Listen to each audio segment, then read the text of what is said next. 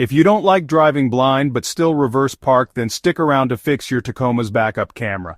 First things first, make sure your Tacoma's in park, and you've set the parking brake. Safety first. Now, let's check the basics. Is your screen just black? It might be the camera or the wiring. Head to the back of your truck and locate the camera, usually near the tailgate handle. Give it a gentle wipe with a clean cloth. Dirt and grime can sometimes mess things up. Still not working? Time to check the wiring. Pop open the tailgate and look for any loose or damaged wires.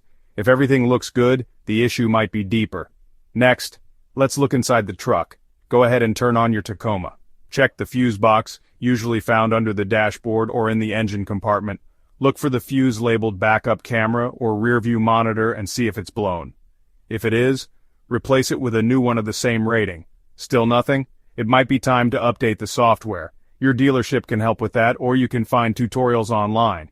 If all else fails, you might need a professional's touch. Sometimes, it's just best to let the experts handle it. Don't worry, you'll be back to smooth reversing in no time. Thanks for watching and happy driving.